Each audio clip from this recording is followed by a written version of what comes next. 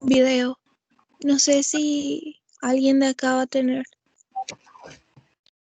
Ok, si por ahí alguien tiene el video de cuando la compañera Fío era llevada al cementerio, me gustaría que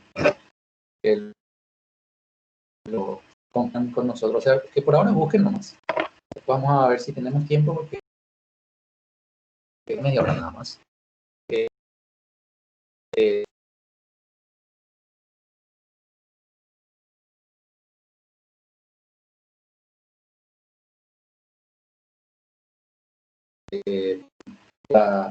con todos, es un gran honor para mí estar conectado con ustedes, segundo curso, Ciencias Básicas, segundo C, del Centro Regional de Educación Saturio Ríos. Hoy nos convoca el recuerdo de un año del sepelio, una experiencia bastante fuerte que hemos tenido con nuestra compañera Fiorella Melina Ortiz. Bueno, y este recuerdo yo no quería que pasase por alto en este año, ya que fue una experiencia demasiado fuerte. Es que vamos a aprovechar esta experiencia, el recuerdo de un año, como para hablar de qué debemos esperar nosotros los seres humanos desde la filosofía. ¿Qué podemos esperar? Así preguntaba el filósofo Immanuel Kant, alemán, quien decía, ¿qué debemos esperar? ¿Qué podemos esperar los seres humanos? ¿Qué hay después de la muerte? ¿O termina todo con la muerte? Esa es la gran pregunta. Y toda esa visión filosófica ya la había de alguna manera planteado de una manera sintética. Ahora comparto pantalla de tal manera que podamos mirar un poco lo que ya había publicado ayer.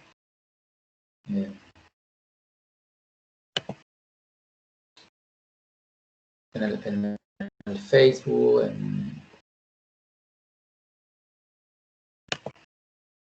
también en mi estado de WhatsApp.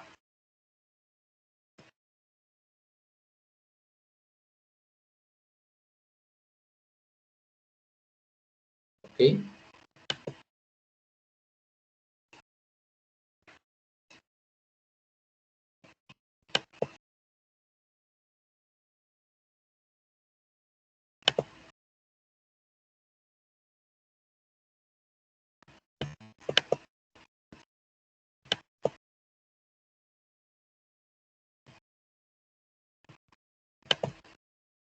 Bueno, el primer filósofo importante que habló de la muerte es en realidad uno de los primeros filósofos de la historia, que es Sócrates, digamos, si vamos a hablar en forma cronológica.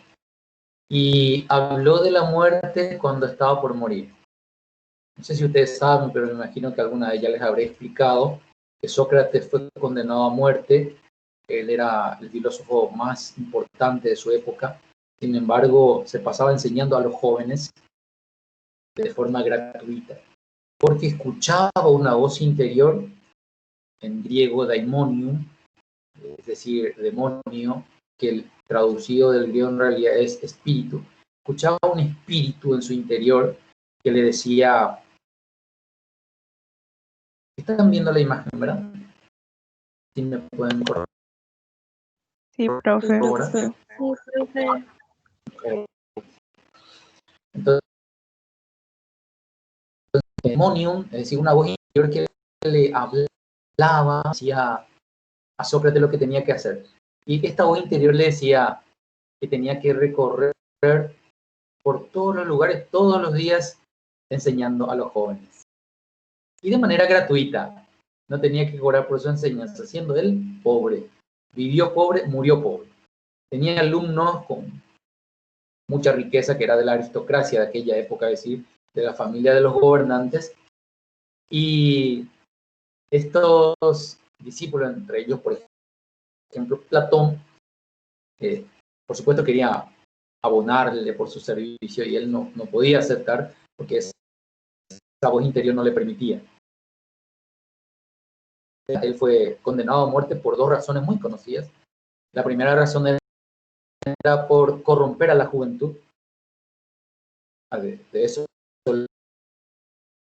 le denunciaron porque hablaba de un Dios que los griegos no conocían. ¿Cuál era ese Dios? El espíritu interior del demonio que le hablaba. Como los griegos no adoraban a ese Dios, entonces fue condenado a muerte por enseñar a la juventud de un Dios que no existe, que ellos no conocen, de un Dios extraño, de un Dios que habla, de un Dios que es capaz de comunicarse con ellos, de hablar con ellos, que solamente bastaba entrar en el interior de uno mismo, dialogar con él y hacer las cosas que él decía y nada más de lo que él decía. Sócrates. Estamos hablando de allá de años aproximadamente 500 años antes de Cristo. Él decía hace unos 2500 años atrás. Entonces, Sócrates, podemos imaginarle a un hombre que meditaba. ¿Te recuerdan de la última clase que ustedes me decían? Es importante la meditación, la reflexión. Bueno, Sócrates hacía eso, meditaba, se quedaba en silencio. Inclusive se dice que recorriendo por la calle se quedaba largo rato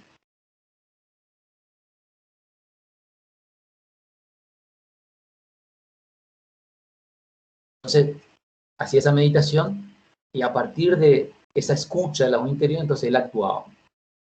Fue condenado a muerte porque en aquella época los jueces eran los mismos ciudadanos, era una democracia perfecta en la Grecia antigua, y esos ciudadanos tenían que votar, eran como 500 ciudadanos. Los ciudadanos en Grecia no eran todos los habitantes, no contaban las mujeres, así como no contaban las personas que no tenían propiedades, los pobres, los esclavos no eran ciudadanos, solamente eran los señores que tenían propiedades. Los 500 ciudadanos aproximadamente de la democracia ateniense, porque vivían en Atenas, tenían que votar y la gran mayoría votó a favor de que fuese ejecutado, de que fuese asesinado ese filósofo, por esas dos razones, por corromper a la juventud y por enseñar a los jóvenes cosas que de repente ellos no tenían que saber, por abrirle los ojos. Y por otro lado, porque a los jóvenes también les enseñaba y a toda la sociedad griega de un Dios que ellos no conocían. Condenado a muerte, tenía que tenía que esperarse que viniera un barco de otro lugar lejano. O sea, tuvo tiempo para escaparse y sus discípulos los políticos suficientes como para que él se escapara. Todo eso está en un libro llamado Apología de Sócrates, que escribió Platón, y otro que se llama Critón. En esos dos libros entonces aparecen estos relatos. Entonces, resumiendo muchísimo sobre Sócrates, podríamos decir que Sócrates tuvo oportunidad de escaparse porque sus discípulos aristocráticos podían conseguir esa liberación. Sin embargo, él les dijo a sus discípulos de que no tendría sentido escaparse. Sería como decirle a los jóvenes, enseñarle a los jóvenes con su acto, más que con sus palabras, que no tienen que hacerle caso a las leyes de su país. Si la ley de su país le condena a muerte, lo que está bien es hacer caso a esa ley. Si la ley de su país le condenaba a muerte, tendría que morir. Y fue lo que él aceptó. Aceptó la muerte. Y llegó el día, llegó el barco, llegó el momento de su muerte. Y es la descripción que hace Platón de su muerte. Hasta tal punto que, por ejemplo, él le preguntó al soldado que estaba en su custodia, dentro de la celda, en donde estaban también sus discípulos y algunas mujeres que eran familiares y discípulas. Entonces le preguntó al soldado cómo iba a ser su muerte. Y el soldado le explicó de que el veneno, la condena de muerte en esa época no era la cruz, no era la silla eléctrica, no era la horca, sino era tomar un veneno que se llama cicuta, que se extrae justamente de una planta que, con ese nombre. Entonces, él tenía que tomar la cicuta y el veneno iba a tener la siguiente reacción, le decía, va a ir subiendo de los miembros inferiores hacia arriba y cuando llegara a la altura del corazón iba a sufrir como una especie de endurecimiento y se iba a morir. Entonces él le responde al soldado, no está bien que yo me siento en mi camita, en el lugar de su reposo en la celda, de tal manera que encuentra decentemente recostado en la cama. Entonces se sentó en la cama, pero antes mandó que las mujeres saliesen afuera para no escuchar el bochornoso llanto de las mujeres. De hecho, la mujer afuera se despidió de ellas primero. Se quedaron algunos pocos discípulos, los más importantes, Platón entre ellos. Y cuando tomó su cicuta, empezaron los discípulos a llorar amargamente. Entonces él, antes de continuar con su cicuta, le dice a los discípulos, ¿por qué lloran por mí? ¿Acaso no saben que por fin me encontraré con las grandes personas? ¿No entienden nada ustedes de la muerte? ¿No saben que la muerte no es el fin? Ahora voy a pasar a una vida mejor, en la que me voy a encontrar con héroes, es decir, las grandes personalidades de la historia griega, que se va a ir al Hades, al lugar de los muertos, para encontrarse con esas grandes personalidades de la historia. La muerte no es el fin. Ahora, ¿por qué él no aceptó que le salvaran? Porque esa voz interior no intervino, la voz interior se cayó en ese momento, porque no quería que se salvara, es decir, tenía que morirse de esa manera. El daimonium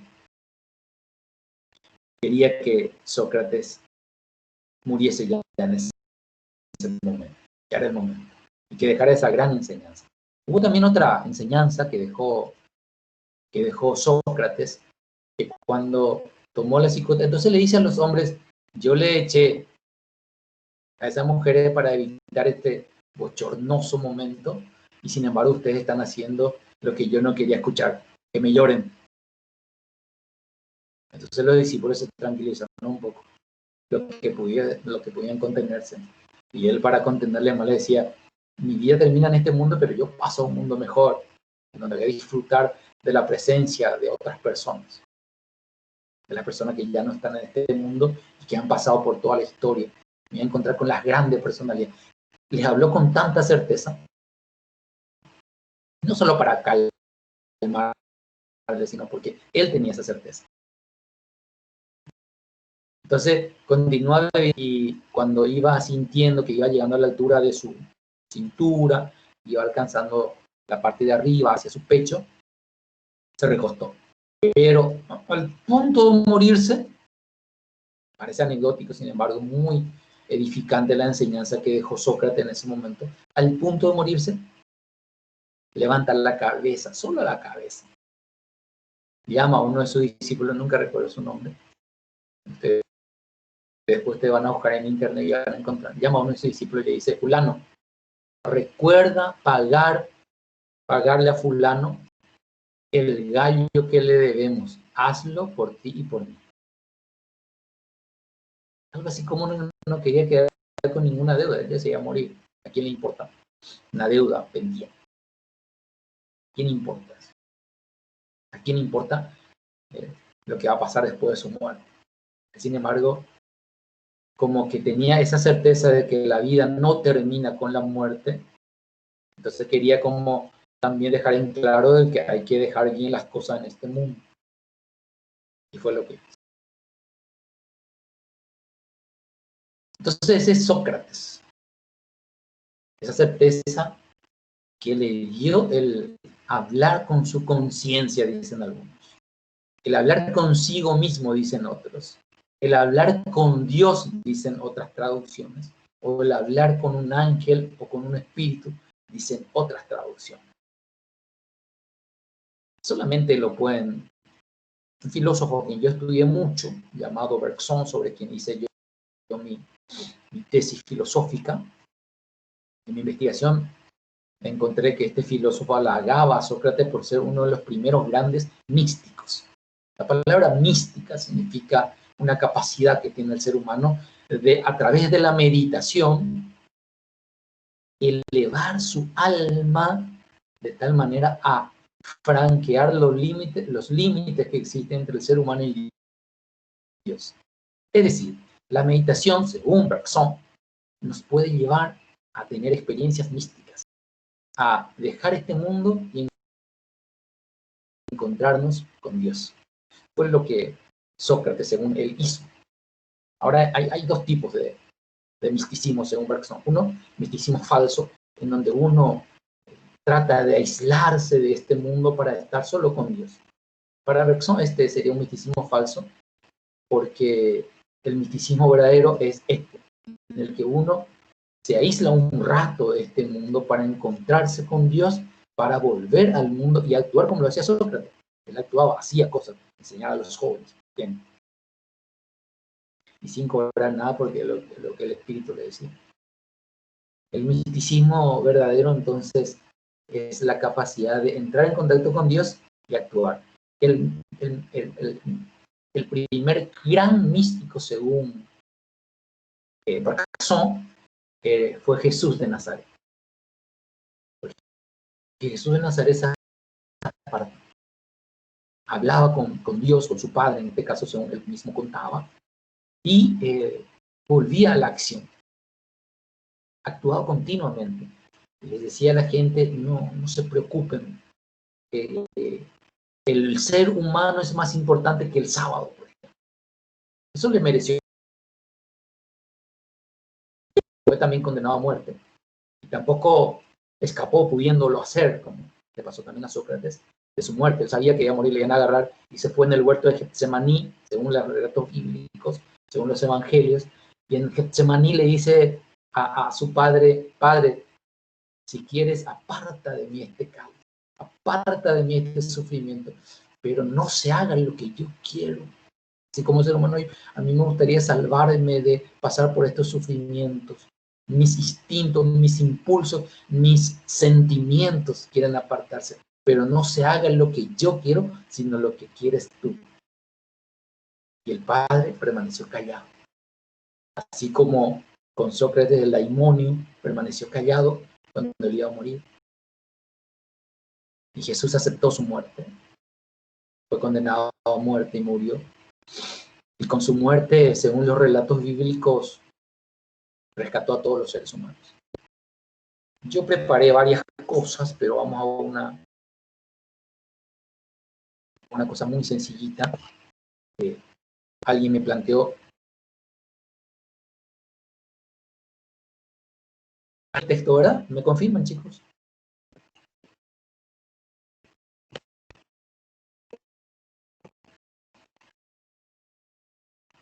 Ahí hay un texto bíblico. ¿Lo ven todos? Sí, profe. Ok. Pensé que ya se fueron. Sí, profe. Ok. Bueno, preparé varias cosas para la clase de hoy con relación a la muerte, y cuando publiqué ayer, alguien de mis contactos en Facebook me dice, ¿podrías incluir dentro de este debate sobre la muerte a ese escrito llamado Biblia? Y le agradezco y lo introduje. Es del Evangelio de Lucas 20, 27 al 38. En aquel tiempo se acercaron a Jesús algunos saduceos. Como los saduceos niegan la resurrección de los muertos, le preguntaron, maestro, Moisés nos dejó escrito que si alguno tiene un hermano casado que muere sin haber tenido hijos, se casa con la viuda para dar descendencia de su hermano. Hubo una vez 7 hermanos, el mayor de los cuales se casó y murió sin dejar hijos. El segundo, el tercero y los demás hasta el séptimo tomaron por esposa a la viuda y todos murieron sin dejar sucesión. Por fin murió también la viuda. Ahora bien, cuando llegue la resurrección, los saduceos no creen en la resurrección, entonces le ponen a prueba a Jesús con este pequeño relato de cuál de ellos será esposa la mujer.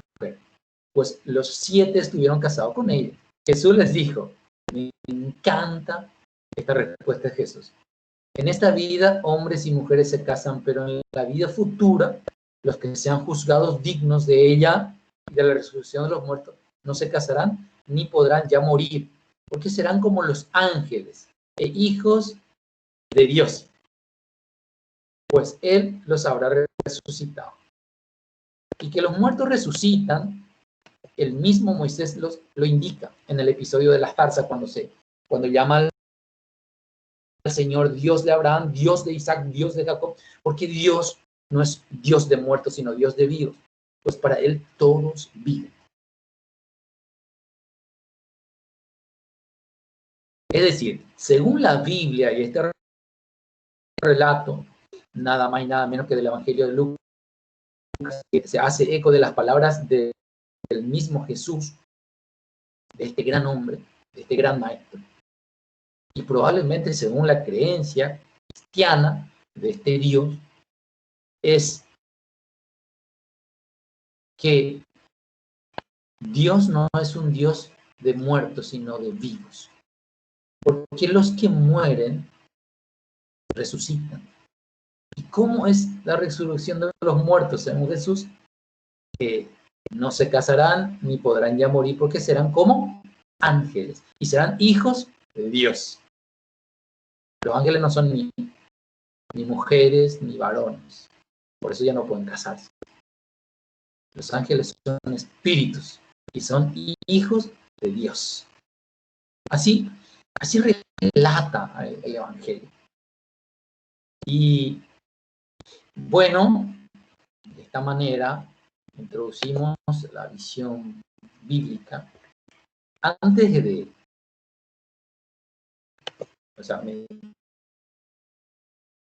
después otro de los filósofos más importantes de la historia, quien ha tenido y sigue teniendo muchísimos seguidores, es Epicuro. Porque Epicuro, en realidad, no creía en Dios. Y tampoco Epicuro cree en el alma propiamente. Habla de Dios y habla del alma. Habló de Dios y habló del alma. Pero Epicuro, cuando habla de Dios, dice, si es que Dios existe, ¿acaso se va a interesar por lo que nosotros hayamos hecho o hayamos dejado de hacer? Nosotros tenemos que disfrutar de este mundo lo más posible. La felicidad consiste en el placer, decía Epicuro. Así es que, si es que Dios existe,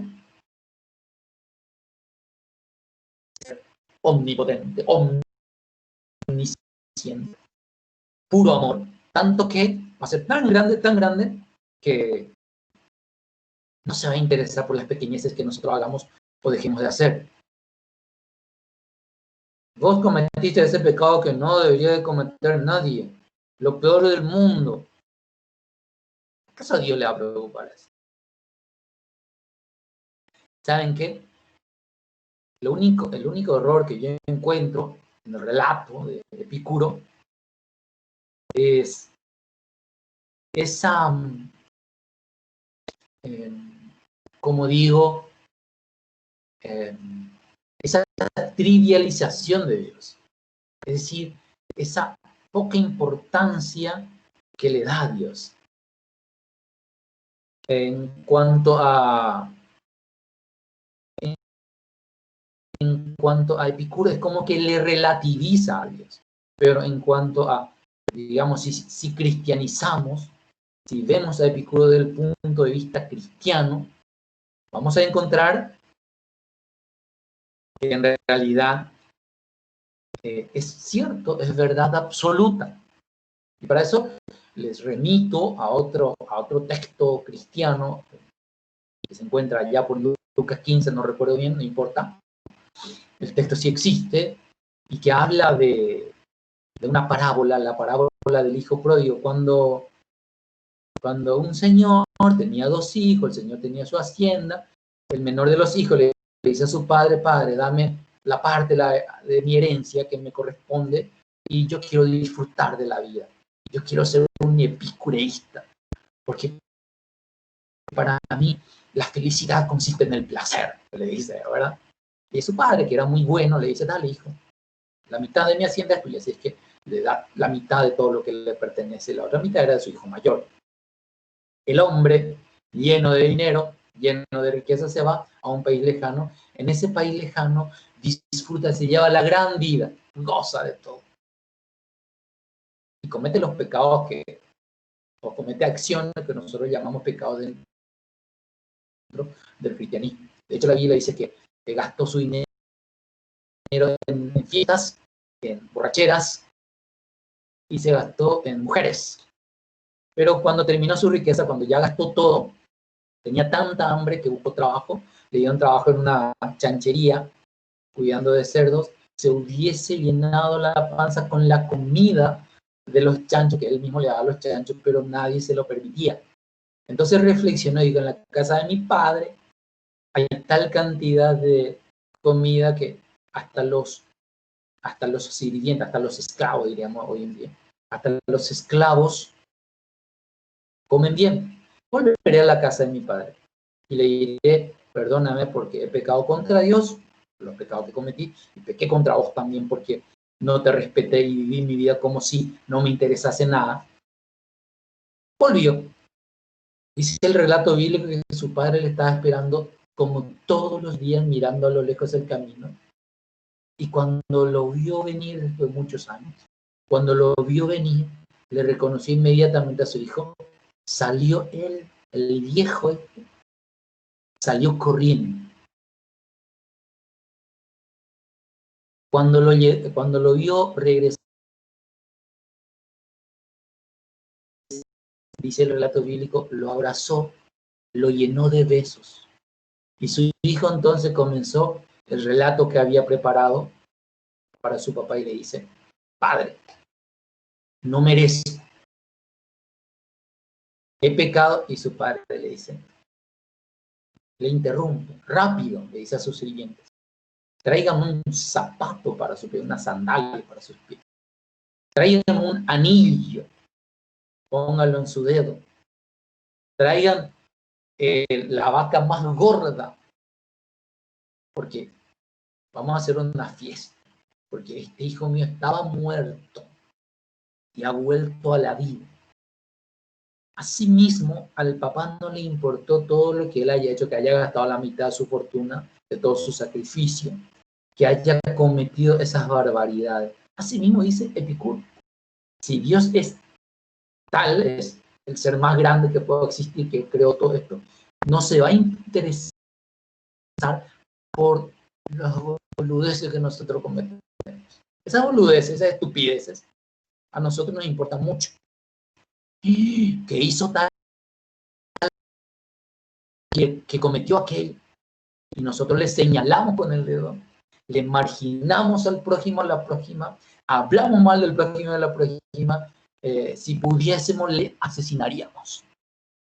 Si pudiésemos, le mataríamos nosotros mismos para hacer justicia. ¿Saben qué? En eso estoy muy de acuerdo con Epicuro.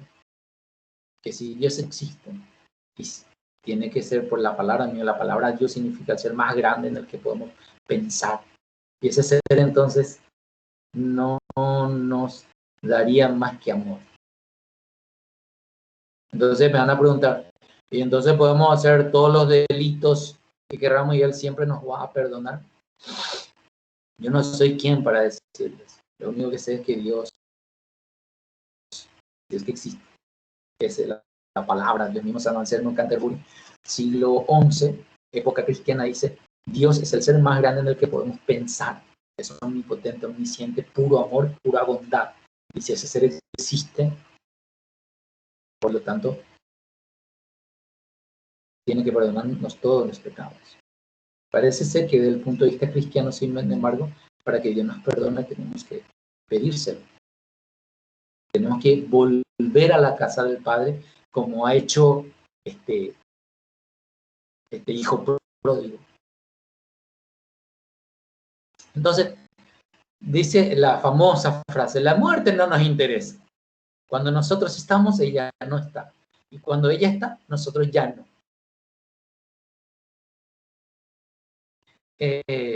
una frase bellísima, una frase que podemos poner en nuestros estados y vivir la vida tranquilamente, esta vida que tenemos. Bien, hay demasiadas cosas que podríamos compartir, pero nuestro tiempo es muy limitado. Yo le dije ayer a Giuliano, no sé si está en la reunión, pero yo le dije a Giuliano que me gustaría escucharle hoy, porque es una fecha muy importante, este 16. Yo le dije a él que me gustaría escuchar a ustedes. Sin embargo, quiero dar como una clase magistral sobre la muerte. Y entonces voy a redondear esta clase magistral después para escucharla a ustedes. Entonces, Sócrates, hablamos de Epicuro. El alma es una de las grandes mentiras que el ser humano se inventó. Somos solo seres físicos. Mal que nos pese, no hay más. Con la muerte termina todo.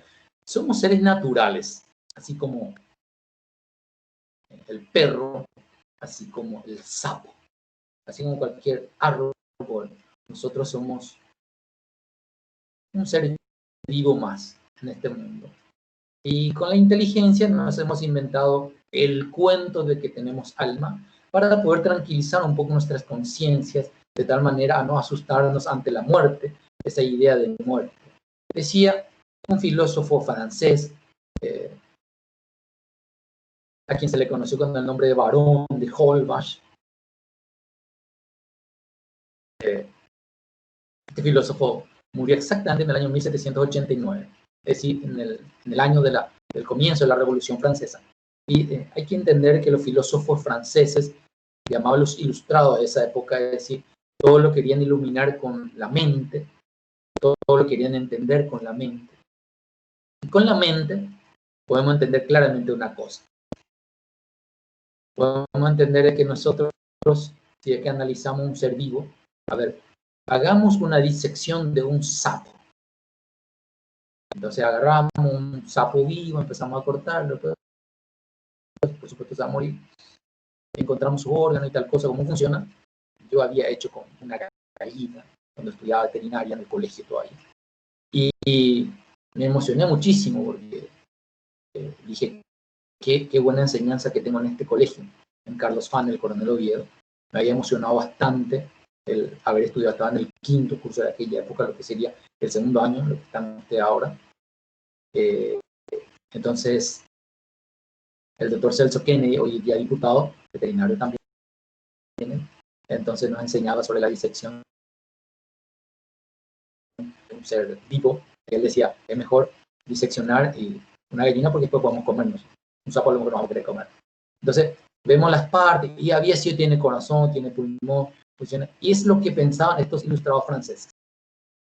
Si nosotros revisamos un ser vivo, vamos a encontrar que funciona su órgano igual que nosotros.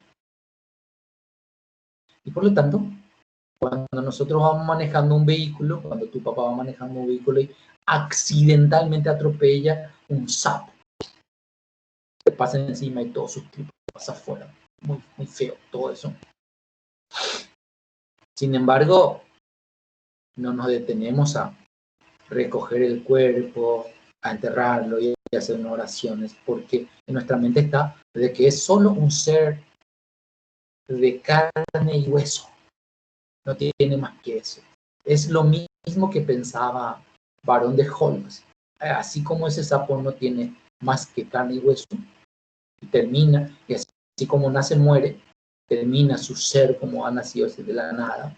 Así también nosotros nacemos, morimos, y no hay nada más. Este es el gran exponente de lo que podríamos decir la crítica a esa religiosidad que tiene el ser humano que cree en el alma, esa dimensión religiosa. El Barón de Holbach es filósofo muy poco enseñado. Ustedes van a ver en los libros de filosofía casi no figura, justamente porque critica ferozmente, critica el alma, critica la existencia del alma, critica la trascendencia del ser humano. Somos un ser vivo más, somos igual que los animales, no tenemos nada más que los animales. Critica la inteligencia. Entonces, sin embargo, dentro de lo que es la filosofía es muy importante desde mi punto de vista, porque nos puede enseñar a mirar la otra cara de lo que muchos piensan. Muchos, yo le decía, muchos le siguen a Epicuro, no, quizás ni le conozcan a Epicuro, pero en su forma de ser, en su forma de ser. ¿Cómo es nuestra forma de ser? Disfrutamos de la vida lo más que podamos. Nuestra felicidad consiste en el placer. Eso se llama en griego hedonismo. Hedón en griego significa placer. El hedonismo significa buscar el placer de todas las formas posibles. Total, es la única felicidad. Entonces, hace una distinción entre lo que es el espíritu y el cuerpo, y para el epicureísmo en realidad lo único que importa es el cuerpo, formado por materia, diríamos nosotros por moléculas, por átomos. Entonces, Epicuro era materialista. Entonces, un poco nosotros, la humanidad entera, es hedonista. Un libro muy interesante, de un autor llamado Lipovetsky, de la actualidad, era contemporáneo, dice que nosotros estamos por eso en la era del vacío. Así se llama el libro, la era del vacío. Es decir, si nosotros somos epicureístas, materialistas, estamos en una era del vacío. Vos podés llenarte de placer, de cosas materiales. A nosotros, en el mundo actual, nos encanta escuchar música, ver cosas que llamen la atención de nuestro ojo, oído, nos da placer, comer cosas ricas, beber, tener relaciones. Entonces, todo eso nos llena de placer. Sin embargo, la experiencia de la gran mayoría que se llena de placer es que se llena de cosas y se siente vacío, se siente vacía. Así es la gente. Entonces, Lipovetsky, este autor, dice, estamos en la era del vacío. O como que creemos que todo es relativo, no existe Dios, no hay nada absoluto, llenémonos de placer. Si nosotros fuésemos solamente cuerpo, como dice el Barón de Holbas, es correctísimo, es así. Nos llenamos de placer. O como dice San Pablo,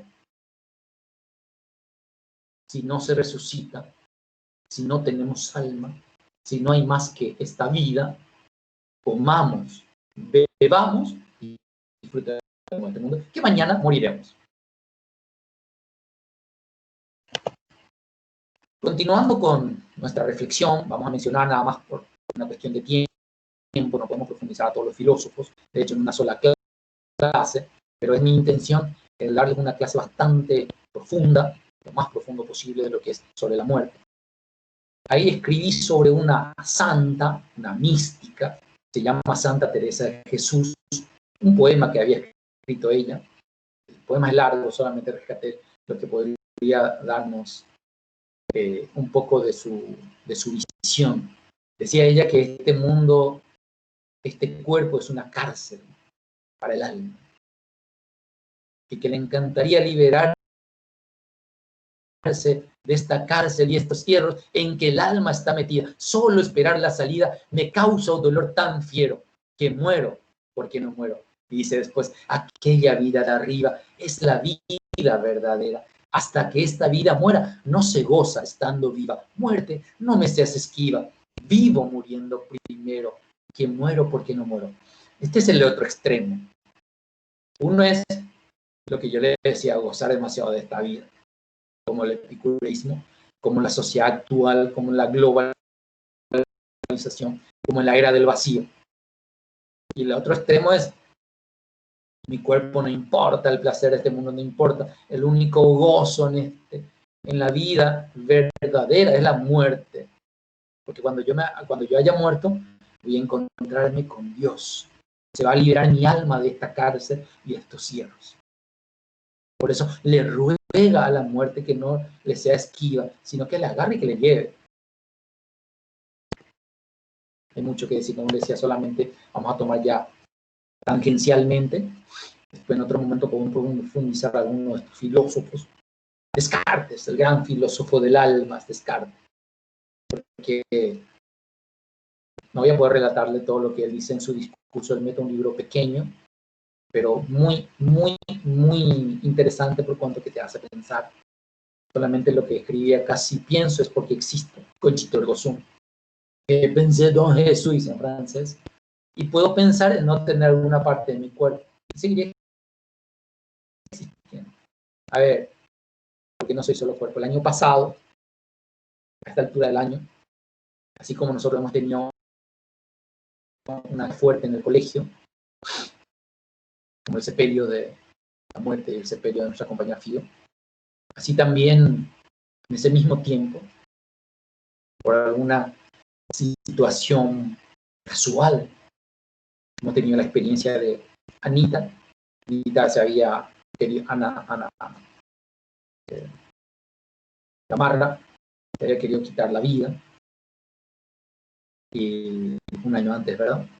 Y nos había contado su experiencia de que gracias a la clase de filosofía en el Saturno Río conmigo, ella reflexionó profundamente y empezó a buscar solución a su problema existencial y encontró esa solución, yendo al médico, por supuesto.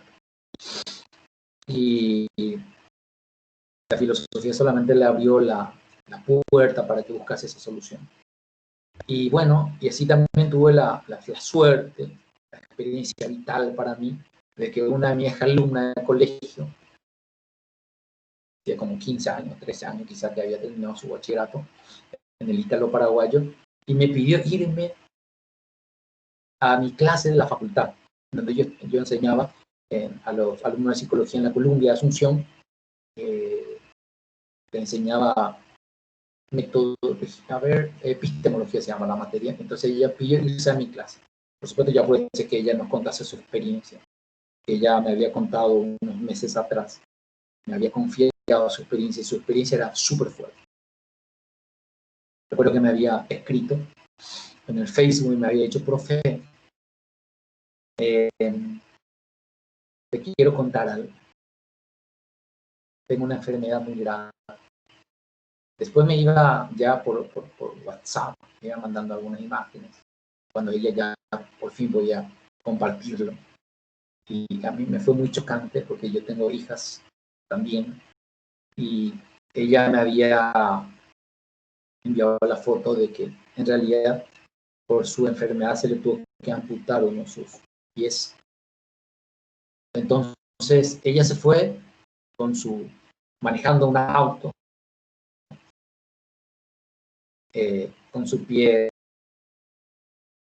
périco, no sé cómo se dice correctamente, pero creo que es el término, con su prótesis, esa es la palabra, con su prótesis de pie izquierdo, y nos contó toda su experiencia. La mayoría de mis alumnos se querían suicidar antes de eso, por algo estudiaban psicología. Y después de esa experiencia fuerte, como que nos replanteamos toda nuestra existencia. Una de las cosas que ella decía: ¡pah! Cuando el médico me dijo que tendrían que amputarme, yo dije: y está bien, si ya no sirve más, ¿para qué yo quiero? Porque que ya no sirve. Dejó de ser ella porque se le amputó un pie. No. Podemos llevar hasta el infinito, esto sí. Podemos pensar como seres pensantes. Res cogito, decía en francés, en latín, Descartes, res cogito. Y res extensa. Res cogito es el ser pensante. Y res extensa es la cosa material. La cosa que se puede medir, digamos. El pensamiento no se puede medir. Entonces, podemos decir que yo puedo pensar: bueno, no tengo un pie, sí, puedo seguir existiendo. Yo seguiré existiendo hasta tal punto que yo puedo pensar en que aunque yo no tenga ninguna parte de mi cuerpo, yo sigo existiendo. Decía Bergson que los místicos tienen una certeza absoluta de que con la muerte no termina todo. Tienen una certeza absoluta. Mi tema de tesis era la demostración de la existencia de Dios a partir del misticismo cristiano. Para los místicos, especialmente los místicos cristianos, la muerte nunca es el fin, es el paso. Es paso. Pascua significa paso, justamente. Es el paso de un modo de vida, un estilo de vida a otro. Los místicos están seguros de que con la muerte del cuerpo no termina todo. Es más, como Santa Teresa de Jesús decía, quizás comienza la verdadera vida. Ok. Entonces, muy de paso, cogito ergo sum. A ver si tenemos ya una imagen. ¿Ya no? Bien. Creo que había uno más. Un pensamiento más. No recuerdo. Aparece ahí una imagen. ¿Es la muerte el final de nuestra existencia? Esa es la gran pregunta. Pero antes de ir a eso, quiero escuchar una intervención, solo una intervención. ¿Quién? ¿Nadie levantó la mano? No, nadie. No, hace mucho. Te envié el video que me pediste. Cecia me envió y... Ok. En el WhatsApp. Sí. Ok, gracias. Ok, excelente.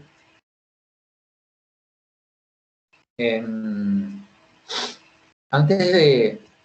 Muchas gracias. Nadie va a hablar ahora. Genial. Son 18 participantes nada más de nuestra sesión, pero como les dije, va a quedar grabado. Me gustaría que se pueda compartir después de esta grabación. ¿Vale? No porque sea maestro el que habla del tema, sino es una clase magistral, por cuanto que el método es el que explica a una sola persona, ¿verdad? Quiero que veamos primero este video de Tercer Cielo para ir cerrando nuestra sesión magistral.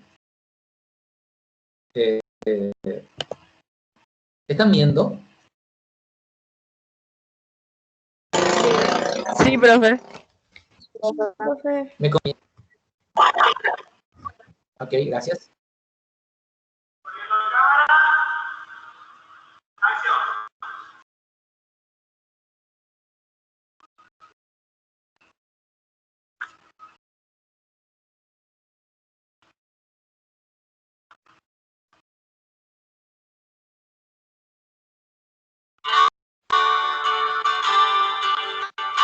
Como si fuera mi último día, voy a vivir en la vida, amando sincero, mostrando cuánto los quiero.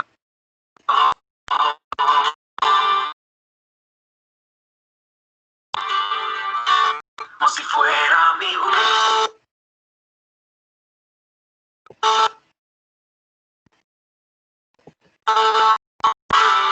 día, voy a luchar por mis sueños, viviendo sin miedo y cada minuto vivirlo intenso. No voy a esperar hasta mañana, siempre presente lo tengo. Como si no hubiese tiempo, como si no hubiese tiempo. Me quedará un momento, me quedará un momento. Voy a mostrar que te amo, que estoy contento, que te vengo. Si tú querías tener de mí, voy a darlo todo por ti. Y voy a hacer de este día el mejor que pueda vivir. Como si fuera mi último chance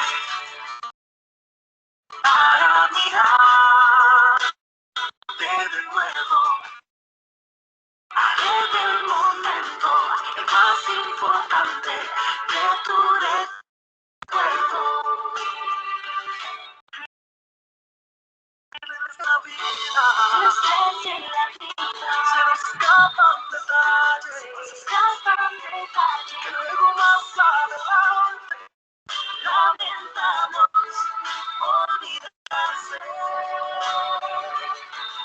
veces se hace difícil o imposible recuperarme. Como si no hubiese tiempo, si no hubiese tiempo, me queda un momento, me queda un momento. Voy a mostrar que te amo, que estoy contento.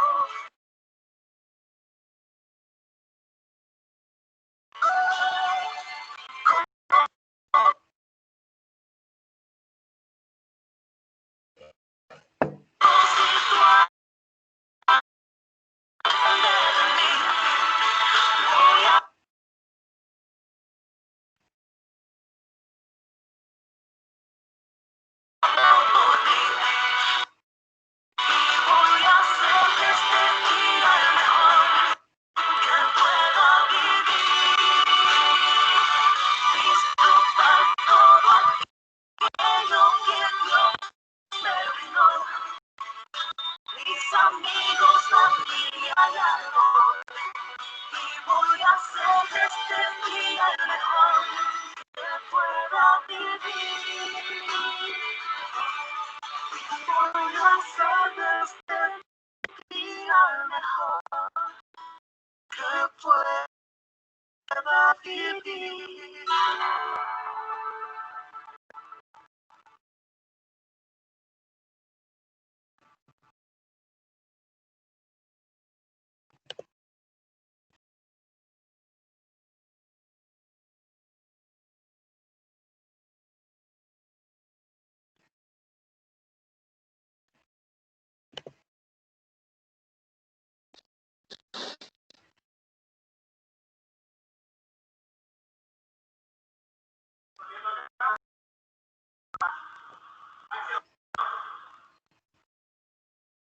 Bien.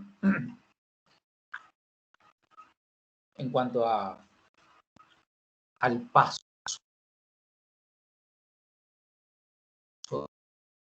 que dio nuestra compañera Como si fuera hace un año atrás, había muchas flores por todos lados, pero para mí todo era oscuro, ¿verdad? Silencio, como si todas las flores hubiesen perdido su color. Y, Profe, no le, ¿sí? no le ¿Te escuchas así? se escucha solo la canción. ¿Sí te escucho? Que no se le escuchaba, o sea, se escuchaba muy fuerte la canción y a usted no.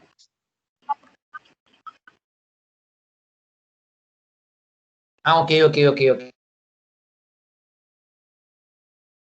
Ok, dale. Ahora se escucha, me imagino, ¿verdad? Sí, Decía que era como si todas las flores hubiesen perdido su color. Era tan triste todo que era como si nada tuviese sentido.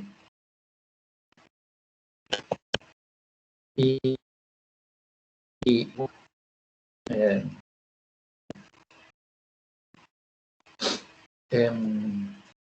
entonces yo personalmente, cada uno tenía su propia experiencia.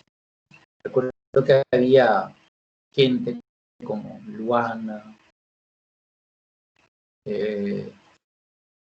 quizá Adriana, Luana González, Adriana, quizá Majo,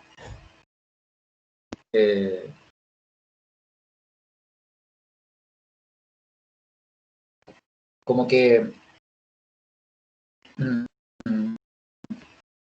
que sufrían más, parece. Yo sé que todos sufrían, pero como que había un desconsuelo muy importante, ¿verdad? Estoy tratando de descargar el video a mi compu. Vamos a ver si consigo descargar ahí. directamente voy a bajar, voy a pasar, no, yo creo que estoy perdiendo mi tiempo acá. Además de mi compu, puedo hacer eso. Perdón por esta interrupción. Sí, está descargado, está bien. Le decía, yo personalmente pensaba, recuerdo muy bien, creo que todos eran testigos, de que antes de las vacaciones ella me había pedido dialogar conmigo, que había cosas que le preocupaban, que ella se sentía mal. Y yo recuerdo que le dije, y me alegro de haberlo hecho, de que tendría que hablar más bien con la psicóloga, y que si eventualmente si sentía, porque ella insistía que no quería hablar con la psicóloga, que quería hablar conmigo, y que si había eventualmente cosas que de repente igual después de hablar con la psicóloga, que quisiese compartir conmigo, que sin problema, que yo le escucharía. Y llegaron las vacaciones,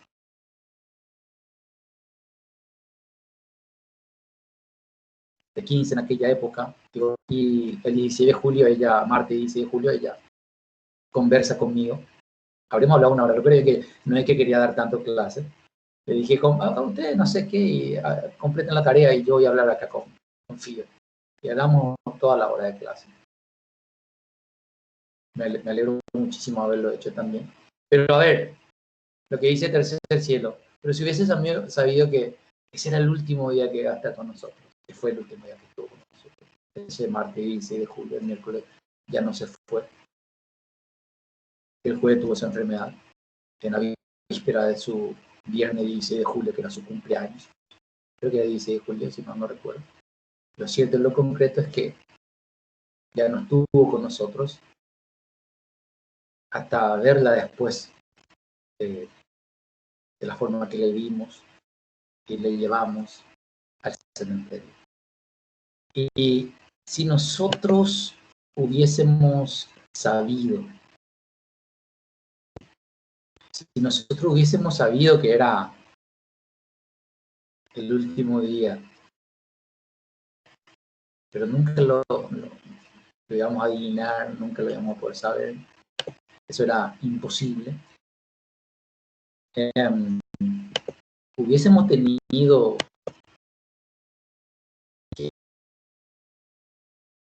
experiencias, yo la hubiese abrazado. Yo la hubiese abrazado.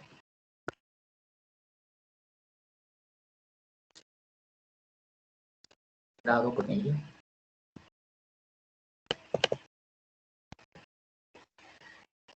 Pero no lo sabía.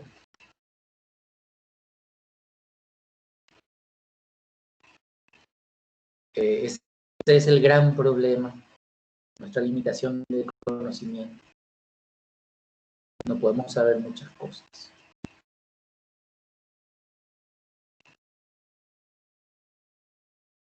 Y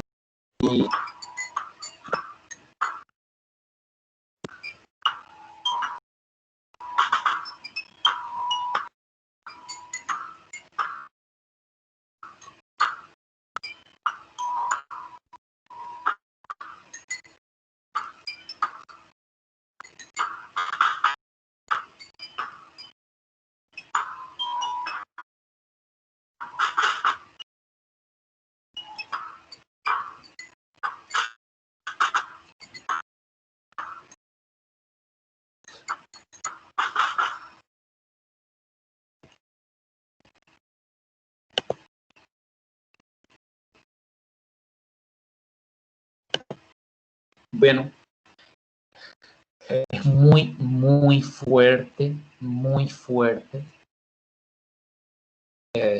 Y así es la muerte. Otra de las cosas que más me hizo sufrir ahora que he visto el video, me han hecho recordar, es que no solamente el haber sido tan cercano a una alumna que ya no estaba con nosotros, sino que su papá era profe de la misma institución. Ponernos en el lugar de su papá, cómo uno enfrenta la muerte de su hijo, eso no es natural. Lo natural es que el hijo entierra a su padre y no al revés. Yo no sé de dónde vendrá esa fuerza. Yo no sé de dónde vendrá esa energía para seguir viviendo y de llevarle a la hija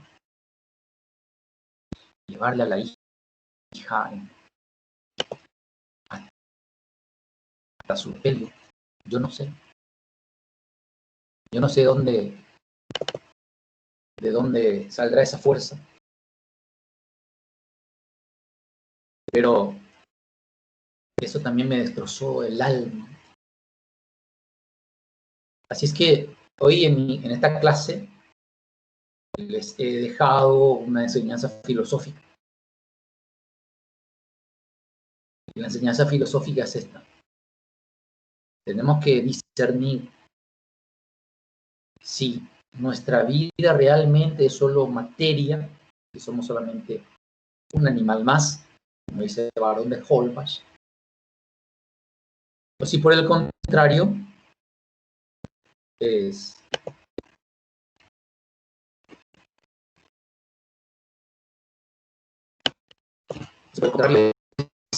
espíritu, ímpetu.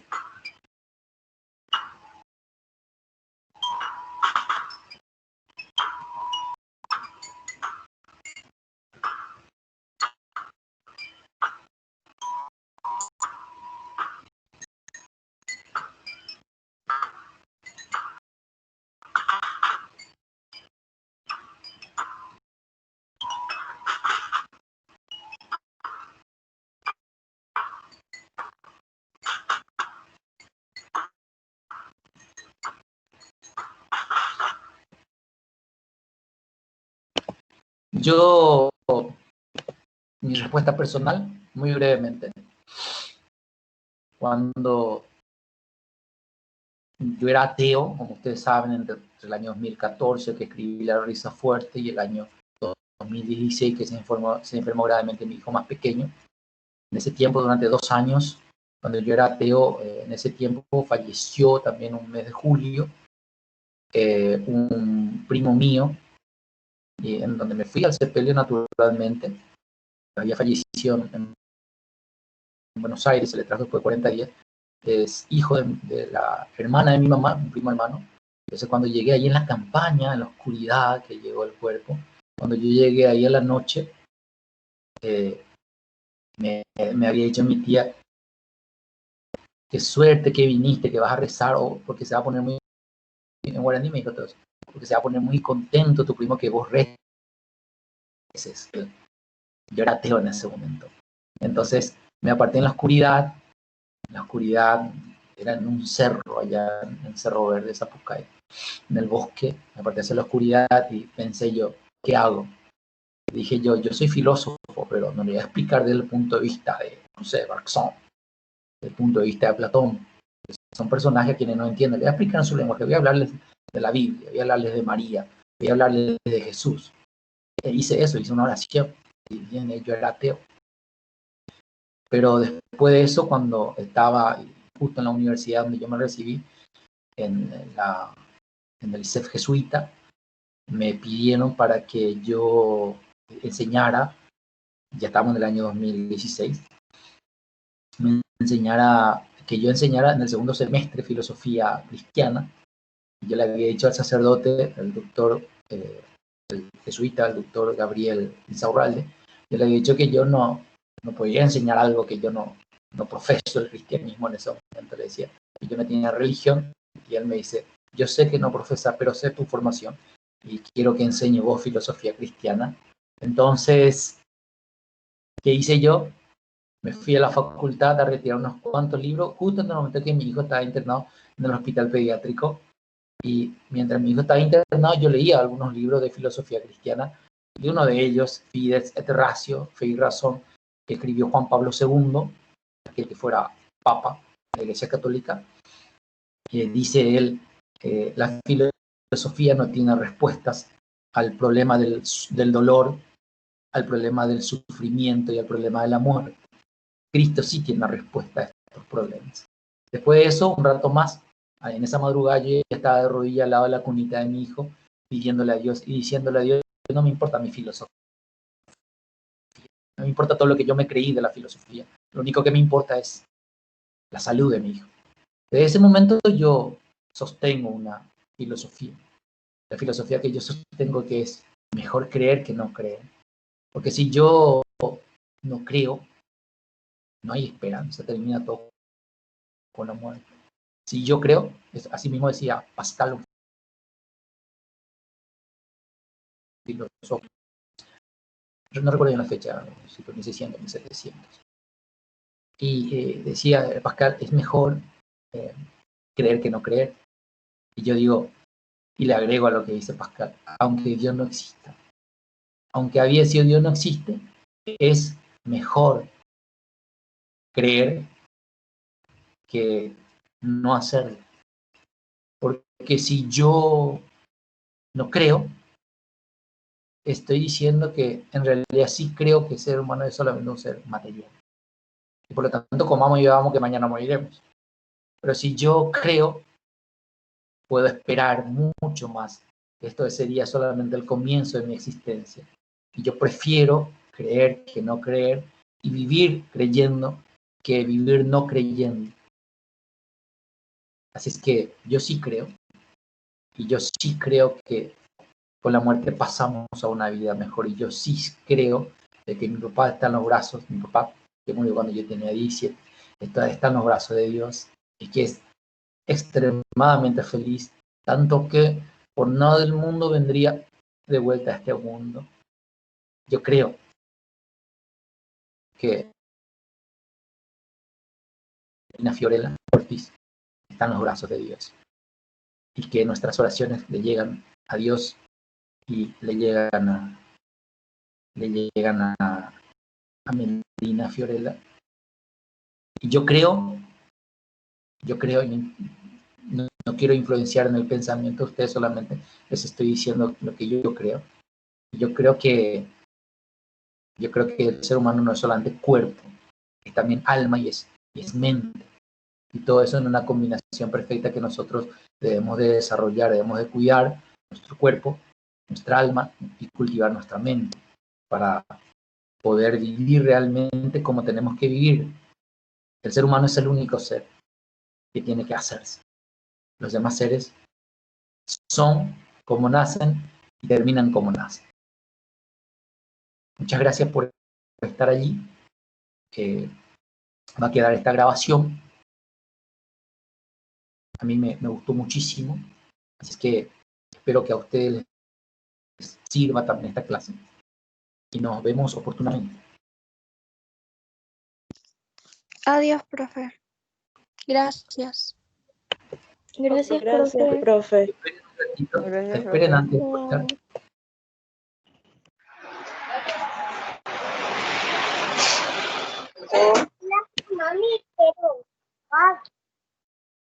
Hola chicos,